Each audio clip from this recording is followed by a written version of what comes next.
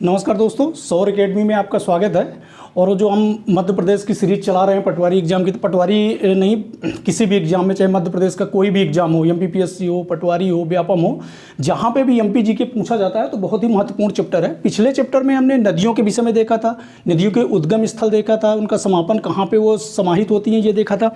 उसी से संबंधित चैप्टर है मध्य प्रदेश की सिंचाई एवं नदी घाटी योजनाएं। बहुत महत्वपूर्ण चैप्टर है और इससे बहुत सारे क्वेश्चन बनते हैं, बहुत सारे क्वेश्चन पूछे जाते हैं। तो चलिए शुरू करते हैं। मध्य प्रदेश की सबसे बड़ी नदी नर्मदा नदी है, मध्य प्रदेश की जीवन रेखा मानी जाती है। तो मध्य प्रदेश में जो नर्मदा नदी है, इसमें 29 बृहत, 135 मध्यम और 3000 लघु जो परियोजनाएं हैं संचालित होती हैं। उसमें से जो प्रमुख है, हम उनको देखते हैं। तो देखते हैं मध्य प्रदेश नर्मदा नदी में बरगी परियोजना संचालित है। बरगी को देख लेते हैं, मैप में कहाँ पे है। नर्मदा नदी अमरकंटक से निकलती है। अमरकंटक से निकलने के बाद बरगी जबलपुर के पास बरगी नामक जगह है, वहाँ पे बरगी परियोजना है।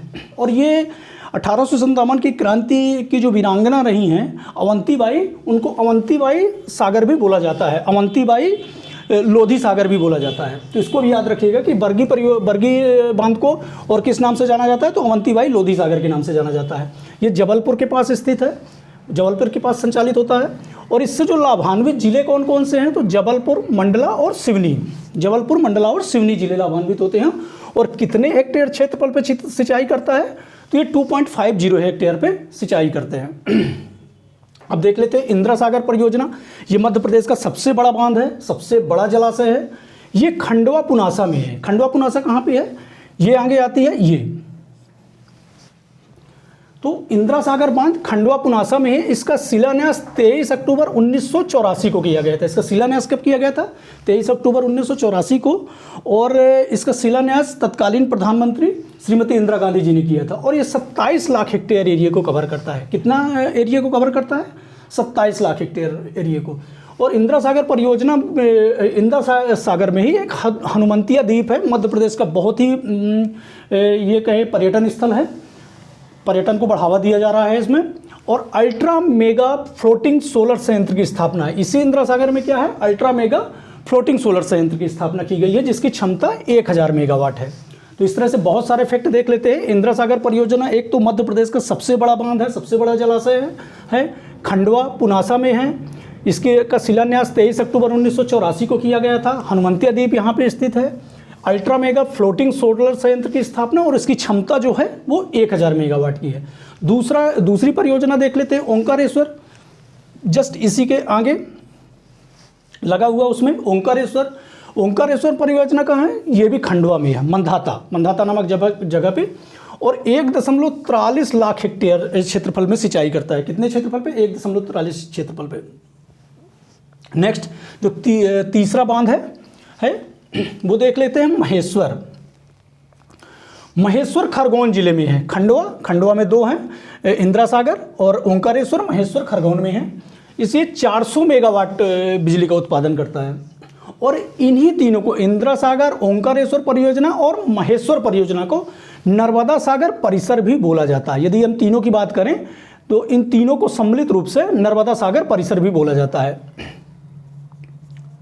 नर्मदा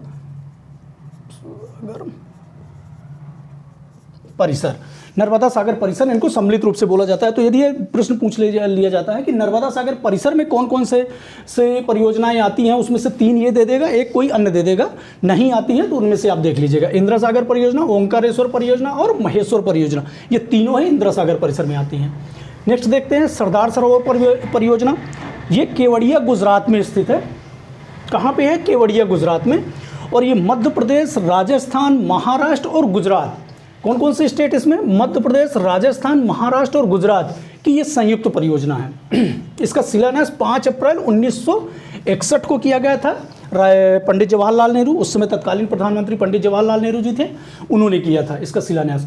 और सरदार सरोवर परियोजना के पास में ही केवड़िया गुजरात में सरदार वल्लभ भाई पटेल की सबसे बड़ी मूर्ति 182 मीटर, ये भी याद रखिएगा, 182 मीटर ऊंची प्रतिमा है, जो भारत की सबसे बड़ी मूर्ति है।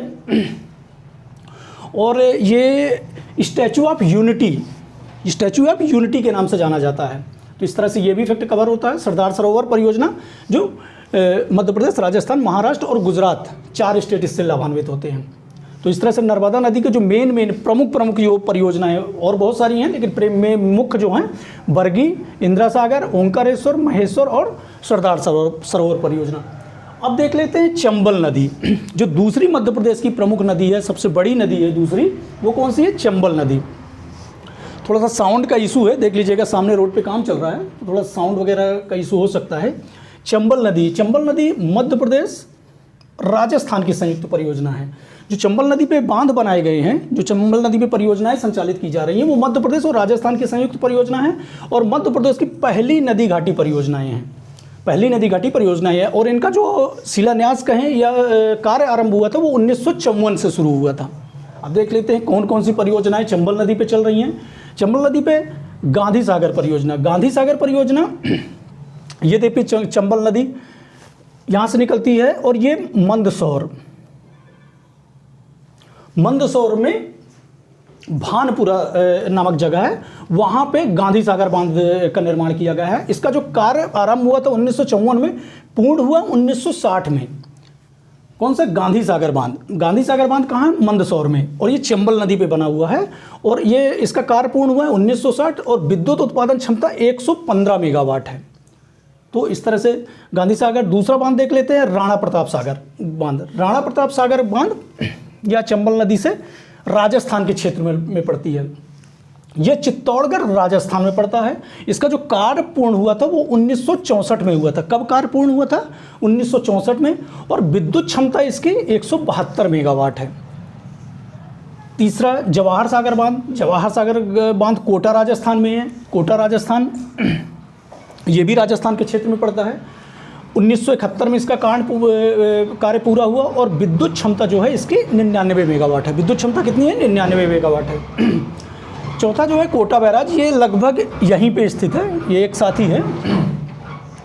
इसका जो कार्य पूर्ण हुआ है वो 1960 में हुआ है। इस तरह से चंबल नदी पे गांधी सागर बांध, राणा प्रताप सागर बांध, जवाहर सागर बांध और कोटा बैराज, इस तरह से चंबल नदी पे ये परियोजनाएं संचालित होती हैं और ये मध्य प्रदेश और राजस्थान की संयुक्त परियोजनाएं हैं। इस तरह से नर्मदा नदी पे परियोजनाएं नहीं हो गई, चंबल नदी पे हो गई। अब देखते हैं बाणसागर परियोजना सोन नदी पे है। बाणसागर परियोजना सोन नदी पे, सोन नदी भी अमरकंटक से निकलती है और ये मध्य प्रदेश के दक्षिण से उत्तर होते हुए और गंगा नदी में जाके समाहित हो जाती है, गंगा नदी में मिल जाती है। तो सोन नदी मध्य प्रदेश और बिहार की संयुक्त परियोजना है। कहाँ की? मध्य प्रदेश और बिहार की संयुक्त परियोजनाओं से क्वेश्चन पूछे जाते हैं कि कौन सी परियोजना किस किस राज्य की संयुक्त परियोजना है।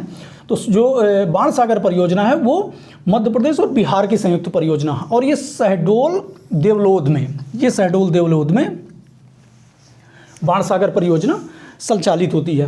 विद्युत क्षमता इसकी 425 मेगावाट है। जो बाणसागर परियोजना की विद्युत क्षमता है वो 425 और ये 1.53 लाख हेक्टेयर क्षेत्रफल में सिंचाई करती है।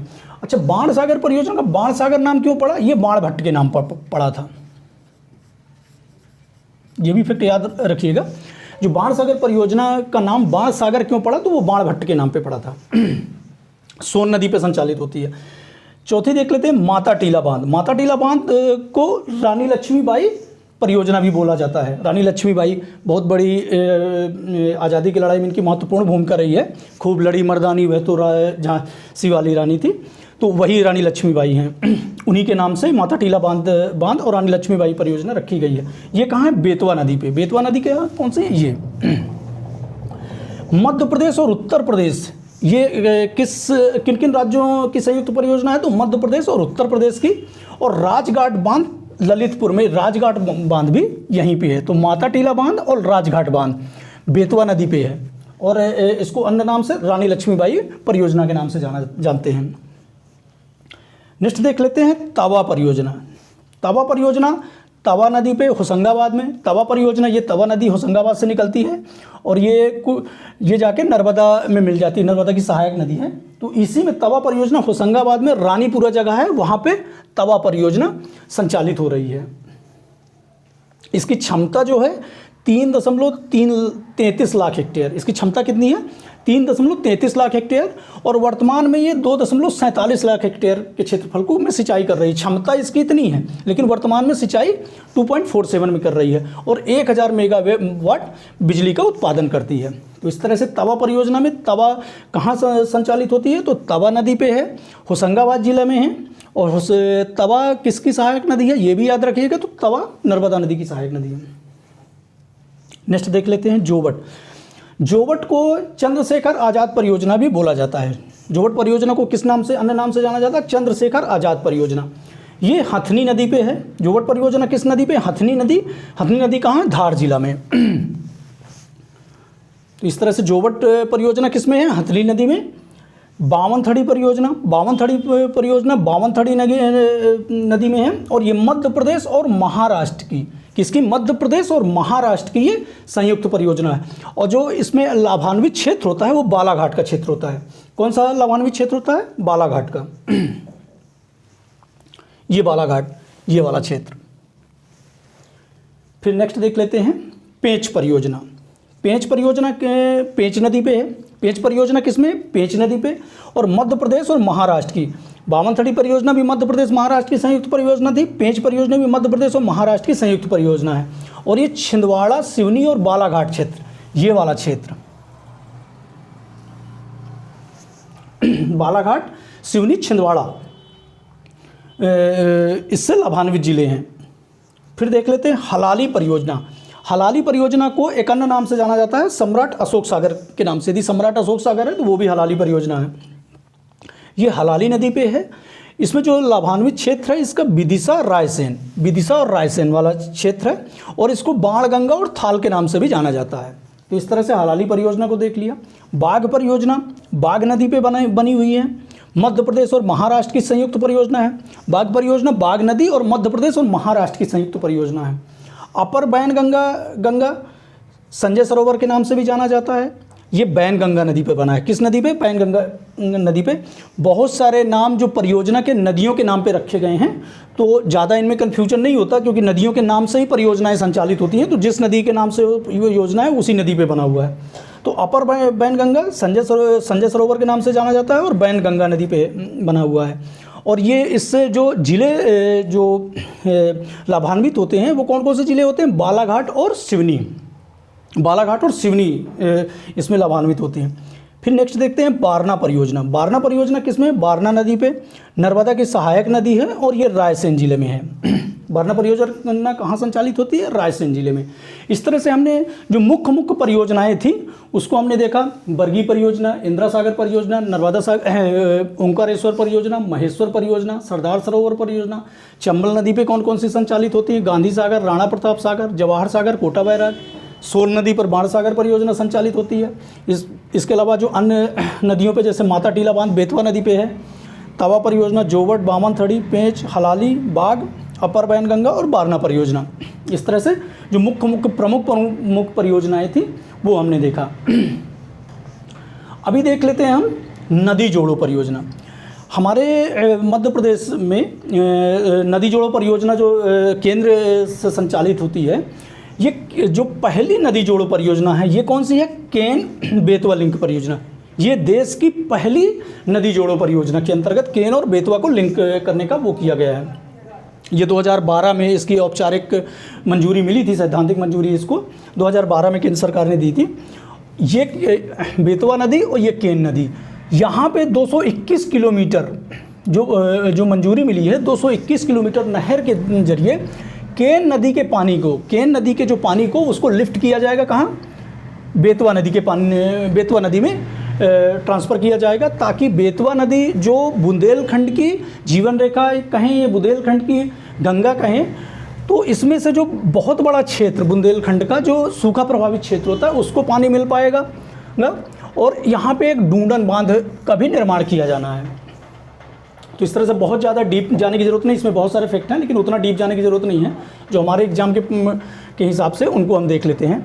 और ये जो केन नदी है ये पन्ना टाइगर रिजर्व के बीच से निकलती है। तो ये भी एक बार क्वेश्चन पूछा गया है कि कौन सी नदी है जो पन्ना टाइगर रिजर्व से निकलती है, तो पन्ना टाइगर रिजर्व से केन नदी निकलती है। है, कटनी से निकलती है, और ये दोनों ही नदियाँ यमुना की सहायक नदियाँ हैं, यमुना नदी में जाके दोनों मिल जाती हैं। दूसरी है नर्मदा क्षिप्रा लिंक परियोजना। नर्मदा क्षिप्रा लिंक परियोजना जो नर्मदा का ओंकारेश्वर बांध है, यहाँ से पानी किसमें छोड़ा जा रहा है, क्षिप्रा में। नर्मदा क्षिप्रा लिंक परियोजना, क्षिप्रा बहुत ही पौराणिक नदी है और उज्जैन शहर जो इसके किनारे बसा हुआ है, तो यहाँ पे प्रदूषण वगैरह के कारण जो है पानी क्षिप्रा नदी का बहुत ज़्यादा प्रभावित हो रहा है। तो इसी कमी को पूरा करने के लिए नर्मदा का पानी क्षिप्रा नदी में से लिंक करके और वहाँ पे छोड़ा जा रहा है। तो इस तरह से दूसरी जो परियोजना है नर्मदा क्षिप्रा लिंक परियोजना, यदि पूछा जाता है तो नर्मदा क्षिप्रा लिंक परियोजना। तीसरी देख लेते हैं उर्मिल परियोजना। उर्मिल परियोजना किस नदी पे है, उर्मिल नदी पे। उर्मिल परियोजना किस नदी पे है, उर्मिल नदी पे, और ये छतरपुर जिला में है। और उर्मिल नदी जो है बेतवा की सहायक नदी है। उर्मिल नदी किसकी, बेतवा की सहायक नदी है, ये छतरपुर जिले में है। माही परियोजना कहाँ है, माही नदी पे, धार और झाबुआ वाला क्षेत्र, ये वाला क्षेत्र माही नदी जो अरब सागर में जाके विलीन होती है, तो माही नदी पे है। धार और झाबुआ इसके लाभान्वित जिले हैं। कोलार परियोजना कोलार नदी पे है, और ये कहाँ पे संचालित होती है, तो लावाखेड़ी एक जगह है सीहोर जिले में। कौन सी जगह, लावाखेड़ी, वहाँ पे संचालित होती है। और ये जो कोलार परियोजना है ये वर्ल्ड बैंक की सहायता से इसको बनाया गया था। तो कोलार परियोजना यदि पूछ लेता है कि कौन सी ऐसी परियोजना है जो वर्ल्ड बैंक की सहायता से बना हुआ है, तो ये कोलार परियोजना है। चोरल नदी परियोजना, ये चोरल नदी पे बनाया हुआ है, और ये स्थापित कहाँ है, इंदौर की महू तहसील, इंदौर की महू तहसील के पास। और ये मध्य प्रदेश की पहली अंतरघाटी परियोजना है। कौन सी है, मध्य प्रदेश की पहली अंतरघाटी परियोजना कौन सी है, चोरल नदी परियोजना। एक भांडेर नहर है, बेतवा नदी, और इससे जो बेतवा नदी में है भांडेर नहर, और जो लाभान्वित जिले हैं दतिया, ग्वालियर, भिंड, ये वाला क्षेत्र।